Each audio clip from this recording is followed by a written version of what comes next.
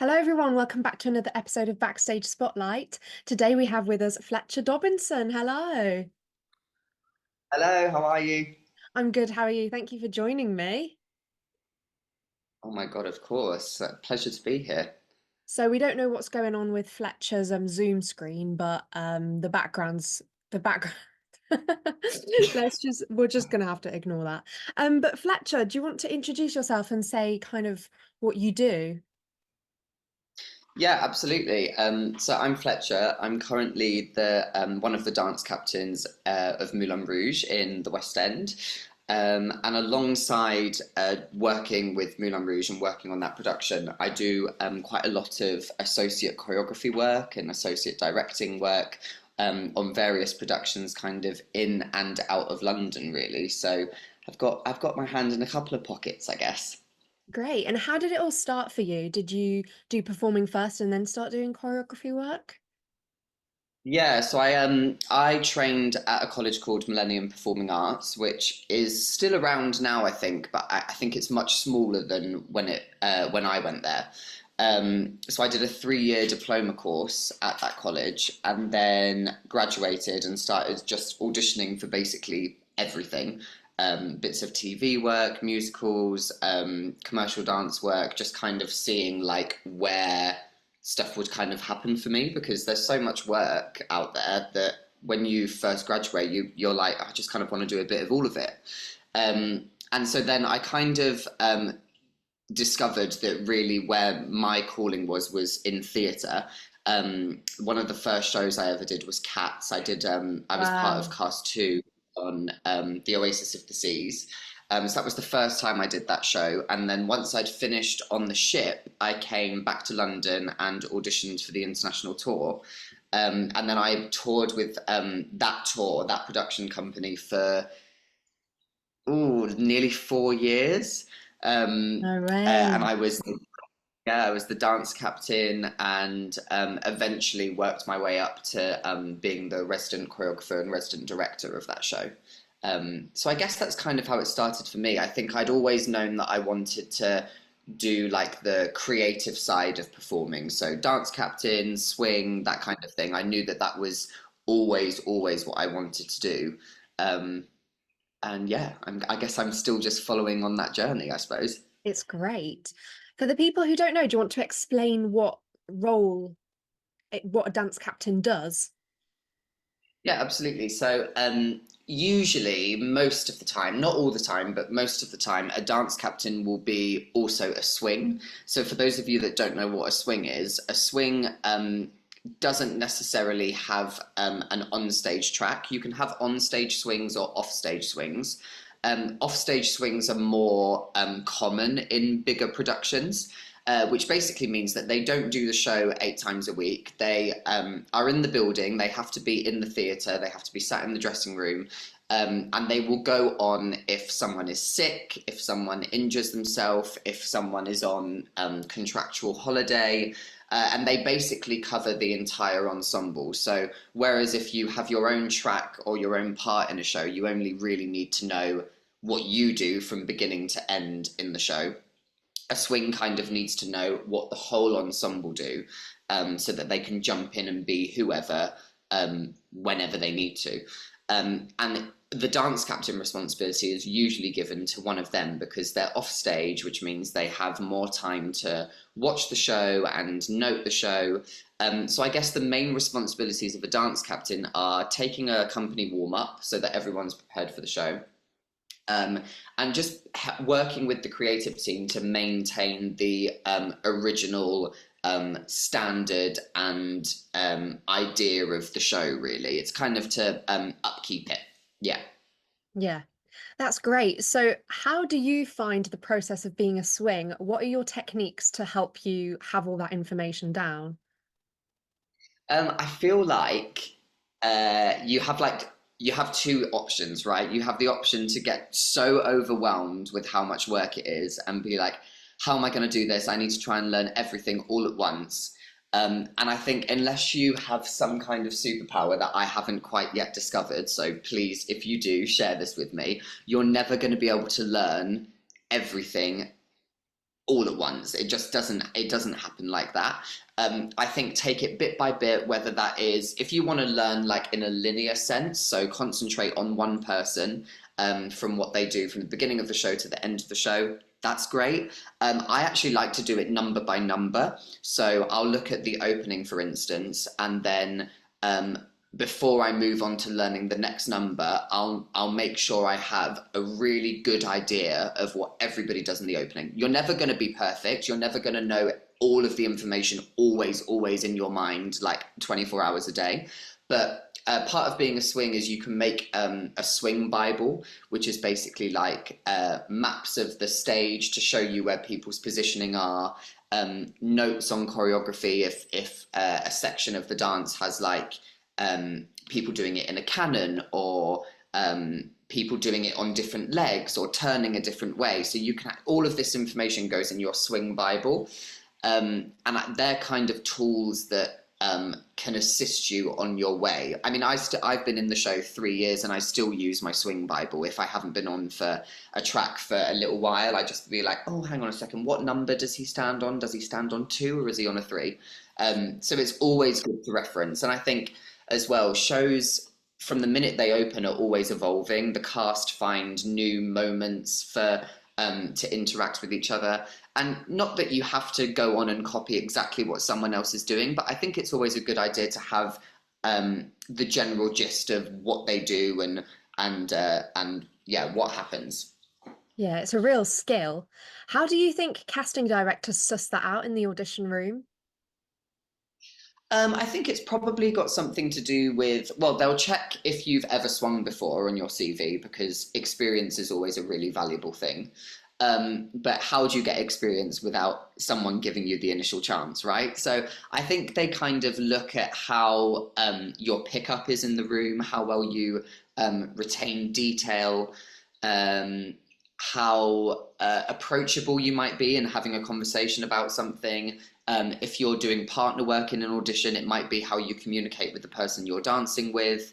I think that, yeah, I think it's all about sort of observing and seeing the general traits, personality traits that people have and the way they work within the room kind of determines if they've got the power to do it, I suppose. Yeah. So when you get an audition through, what's your process between getting the information and then going on the day? What do you do to prepare? That's a good question. If it's a show that I know, so if it's a show that's already on in the West End and they're doing a recast, for instance, um, I will have probably have seen the show at some point. If I haven't seen the show, I would try and go and see the show, and just remind myself of what the material is like within that production. So when I say material, I mean like the movement language, the kind of style of the way in which people use their voices. And if I couldn't go and see it live, I would do research on online. So YouTube is amazing. There's so many things on there that probably shouldn't be on there, but they are. So we may as well use them to our advantage. And yeah, so that would probably be the first thing I would do. In terms of a dance call, there's not a lot of preparation that can be done really because you kind of just turn up, you learn the routine in the room. I'm not a massive fan of learning the audition routine before I go into the room. For instance, when Wicked does a recast, everybody knows the Wicked audition dance because at some point they've done it. So before they go in, Wicked's a show that everybody wants to do, right? So they're like, oh, this year I really want to do it. So I'm going to like make sure I go over the audition dance before I go into the room.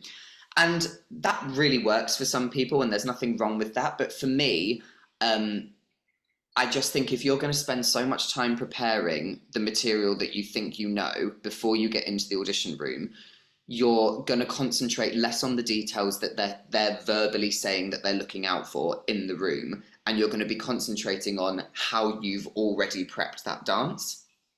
So for me, when it comes to a dance audition, I prefer to just turn up, be ready, be alert, be ready to receive the information, and just do that in the best way I can in that moment.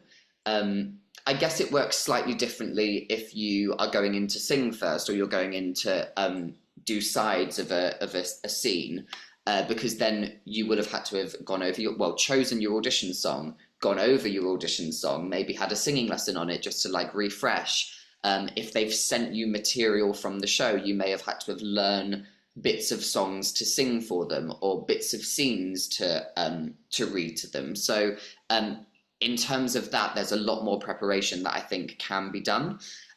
With the movement stuff, I think my best advice is turn up and listen to whoever is taking that audition room, because they're the ones that decide whether you go through and they see you again or not, basically. So I think it's really important to listen to who and what they're saying in that room at that time, and not what they said the time you auditioned for the show before.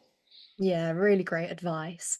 If you were to be on a casting panel, what would you look for in the audition room? Um, I'd look for focus, um, attention to detail.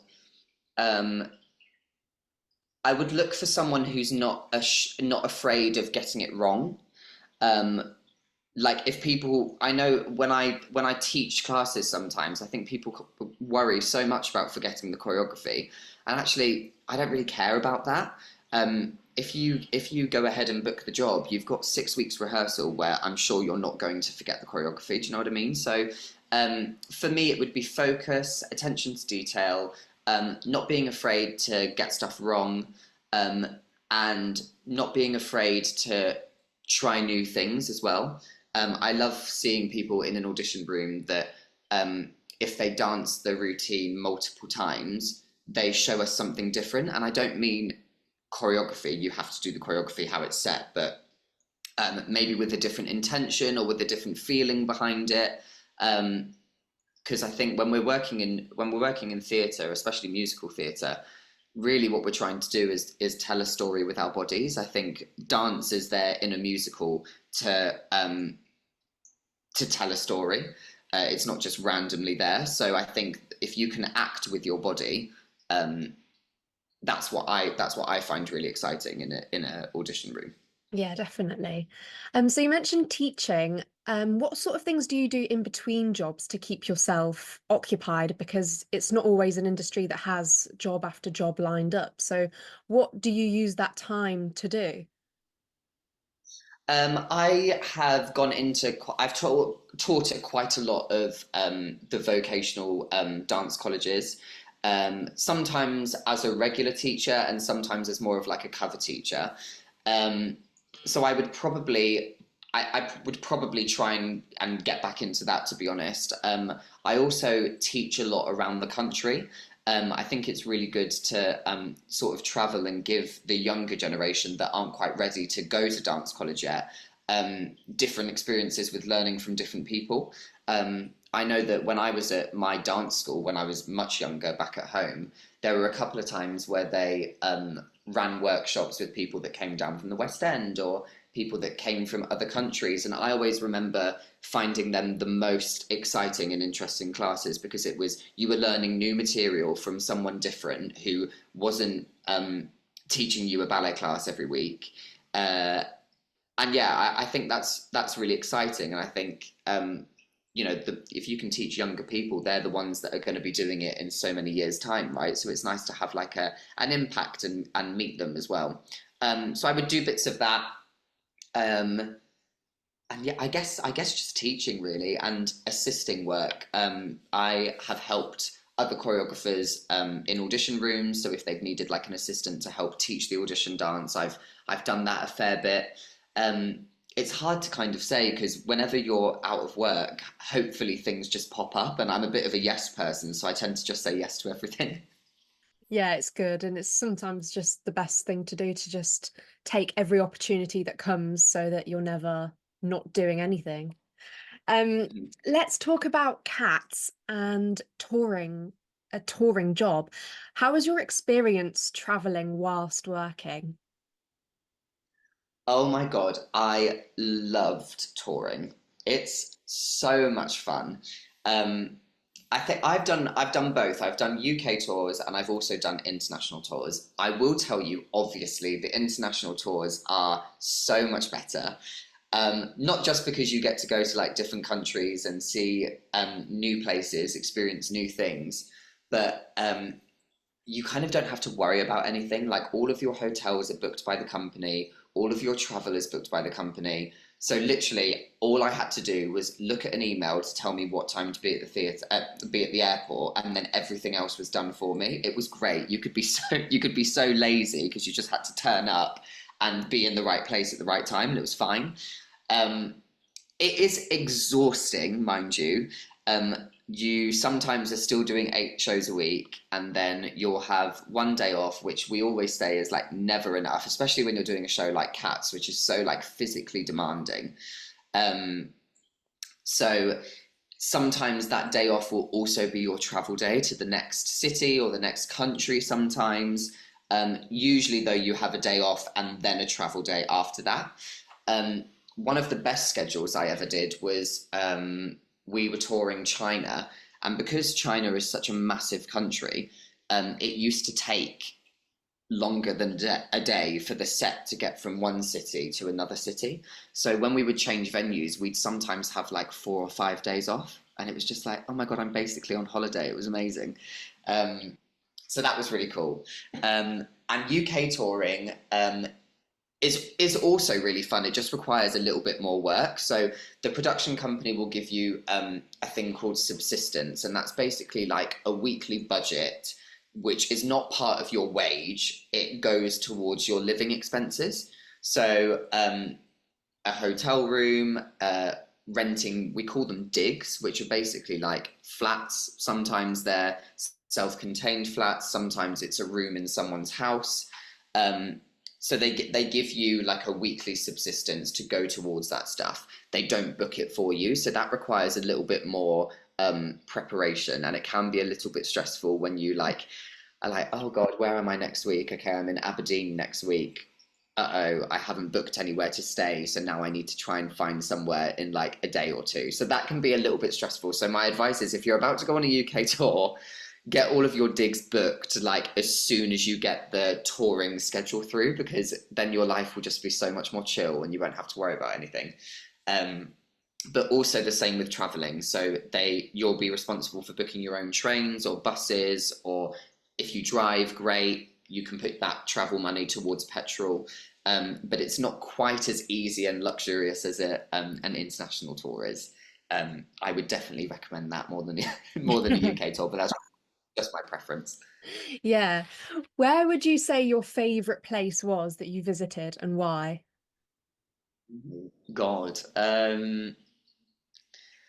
I think we opened the international tour in Dubai, and I'd never been to the United Arab Emirates before. It was my first time, and I just thought it was like everything over there is. Have you been to Dubai? Never, no.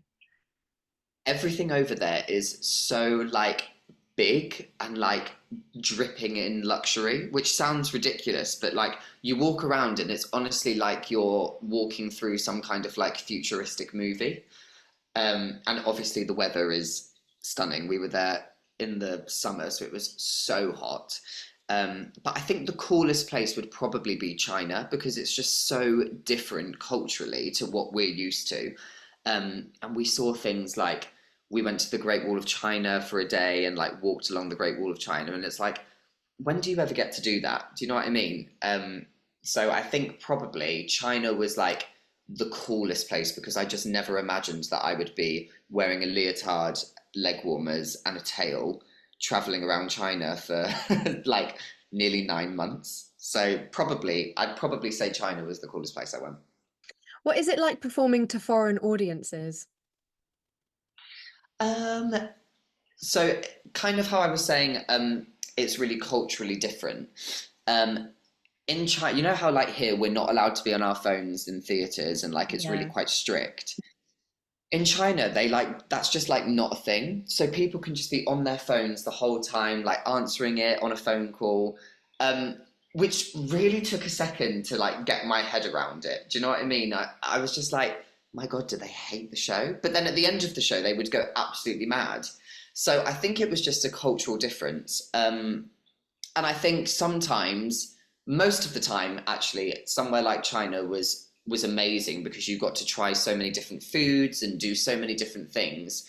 But when it was hard, like if we were in a more of a rural city where there wasn't a lot of like westernized eating options, um, or people's English, they spoke even less English. It was really, really hard. So I guess there's ups and downs to it, really. The ups were like, there were more ups than there were downs, and the ups are amazing. And the downs are just really difficult days. It's just really, it's really hard to communicate. Like, I wish I just spoke Chinese. Like, I think we're so, as British people, we're so lazy, aren't we? We just think that everybody should speak English. But that's not the case. And I was just like, oh God, I just wish I could get on Duolingo and just do a crash course so that I could try and converse with people and just ask where, I don't know, where a restaurant is or something. So it was tricky, but it was amazing. And I would definitely go back for sure. Yeah, it's nice to have had that opportunity to travel the world and see things like that. Um, let's talk about Moulin Rouge. So, how do you find doing the show, and what's your favorite number to perform? The show is great. The show is so fun to do. It's for people that haven't seen the show. Obviously, I hope that you've seen the movie. If you haven't, please watch it. It's such a good film. And basically, the musical has kind of it's more or less the same. There's a couple of differences, but with the music, it's a jukebox musical, and the stage show has basically just updated the music. So they still have some of the songs that were really popular in the film, but they've kind of covered all different eras from like the 70s, the 80s, 90s, the noughties. It's kind of it's all in there. So we've got Lady Gaga, Beyonce, like, so it's amazing to dance to all of that music that I kind of just would listen to like for my own enjoyment. My favorite number to do is probably I love Diamonds, which is when Satine when we first meet Satine, it's like her big showstopper number within the show in the Moulin Rouge.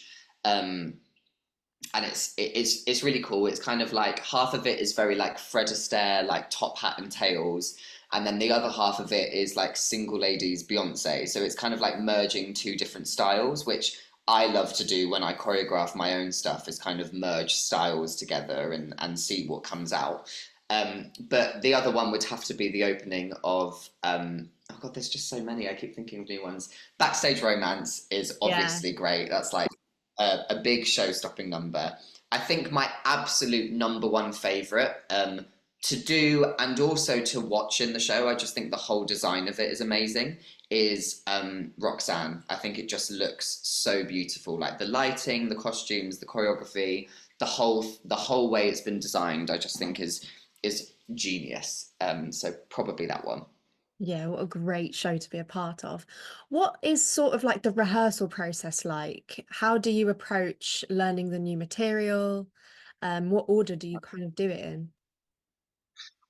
So depending on how big the cast change is, we had quite a large cast change this year. So we had 6 weeks rehearsal. And for the first day or two, you just work on vocals, so learning the harmonies for most of the show, to be honest. And you kind of work through in a chronological order. When it comes to learning the movement, we start with the opening. Typically, we do try and work chronologically. So that means from the top of the show all the way through in the order that it's performed. We start with the opening because it's a massive number with lots of different sections. So that kind of takes a couple of days to learn. And then we start to work our way through the show number by number in the order that they appear. But we do kind of jump ahead and touch on other big dance moments in Act Two, for instance, like Backstage Romance, just so that people can get like a head start of getting the movement into their bodies. Also, Backstage Romance, that we use a lot of that choreography in the audition. So it's also a moment for them to revisit the choreography that they have once learned already. Um, but most of the time we work chronologically. And I was actually speaking to someone about this the other day, but I think if you have covers, if you understudy principal parts, or if you're a swing joining the show and you need to learn like however many tracks, we always give you like priorities. So we have like the swings have like a table and it will say F1 and then all of our names. And it's basically like in order of who would go on for that role first. Yeah. So we always recommend that if you're a swing coming in, you concentrate on your first priorities first. If you're part of the ensemble, obviously concentrate on your own track. If you have an understudy, the most important thing is your own track, but it is always like I always really recommend having a vague idea of what the person you're understudying is doing, just because when we come to then start cover rehearsals, you're already a step ahead of the game. Um, so yeah, it's kind of chronological, and I would say bit by bit is like is the motto, I guess. Trying to do it too quickly, there's just so much information, it just wouldn't happen. And I think for the swings as well, if we threw too much information at them, it would just be like brain overload and like shut down kind of thing. So yeah, 6 weeks working through the show chronologically. And then once you have opened the show is when we would then start cover rehearsal. So we don't try and do it alongside each other. It happens like one by one. Yeah, that's helpful so that no one gets a massive brain dump and then they're just like, oh, what do I do? Yeah, exactly. Yeah, it's really good. So what, as like dance captain, when there is a cast change, what is your primary role in those rehearsals? I work with the creative team, so we have two resident choreographers at Moulin Rouge, a male identifying and a female identifying. Um, and so they are in charge of teaching the show. One of them is actually the associate as well, so he's the UK associate of the show. So he's slightly more in charge, just because he's been with the show since we opened. And they will teach the bulk of the choreo, and the dance captains are there to sort of help people answer questions if people have questions. When we come to doing the large numbers, we also kind of divide and conquer. So I'll teach 3 people their tracks, and Katrin, the other dance captain, will teach 3 people, and then the 2 residents will have 3 people as well. And then if the resident choreographers are called into another room to rehearse something with the principals, we would then take over and run the room and finish teaching or finish cleaning something. So we kind of work alongside the rest of the creative team to help teach the show in the best way possible for new people coming in. Yeah, it's actually quite like a big responsibility. Do you ever feel like overwhelmed by a cast change? Um, it, do you know what? No, I don't feel overwhelmed, but it is a lot of work. And it can sometimes be like, because as well, like we would finish rehearsal at, I don't know, 5:30 because then we've got to get over to the theatre. So the days are just really long. Yeah. We would start at 10 a.m. in the morning and I wouldn't get home until like 11 o'clock at night. So I don't get overwhelmed, but I do get tired. Yeah, It kind of gets, yeah, it kind of gets halfway through the week and I'm like, oh my God, it's only Wednesday? What? Surely it's like at least Friday night. Do you know what I mean? Um, but yeah, I think for me, I think you can either lean into the fact that you're like, oh God, there is so much work to do and I feel like I'm drowning a little bit. Or you can just try and keep your head above water and go, no, this is fine. I'm doing this job for a reason. I know the information. All I have to do is help other people with the information. And I think what's the point in stressing, right? It's just a show. We're doing it for people's entertainment, so have fun with it. Yeah, yeah, that's great. Where would you say you would see yourself in the next like 5 years? Oh my God. I've got to be careful with how I answer this because if I watch it back in 5 years' time and I haven't done any of the stuff, I'm going to be really disappointed. Um, in the next 5 years, I would love to have choreographed my own show. Um, and I don't mean like choreograph my own West End show. I mean like even something on the fringe. Do you know what I mean? I'd love to be seen as putting my own work out there is what I'd really love to do. Um, and I would also like to have opened a show in London as an associate choreographer. I think that would be really cool Yeah, to open like a new music. yeah. As a performer, what would be your dream role? Ooh. I think I've always wanted to in my career make sure I've done 3 shows, which was Cats, which I'm lucky enough to say I've done, West Side Story, which I'm also lucky enough to say that I've done, and I would also love to do a chorus line, the Michael Bennett version, his concept. And I've never done that one, and I'm not sure it's going to come around anytime soon. So I might have slipped past that one, which is a shame. But um, literally anything. I mean, obviously, dance captain. I'd love to dance captain that show, but I would do. Give me a wig and a leotard, and I'd be one of the girls. I don't mind. Just like, just let me dance that choreography. I just think it's so wonderful. Yeah, what a great goal. Well, hopefully it'll come back round. I think there's a tour of Chorus Line coming. Um, Oh, that is so good. yeah. So yeah, fantastic. The last question I always ask everyone who joins my podcast is, if you could nominate someone to come on and impart their knowledge onto my podcast, who would it be? Um, My friend Alexandra Sarmiento, I work with her a lot as her associate.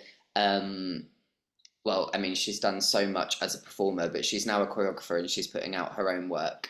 And I just really look up to her, not only as a friend, but also as someone in the industry. I think what she does and the way she works is really, really admirable.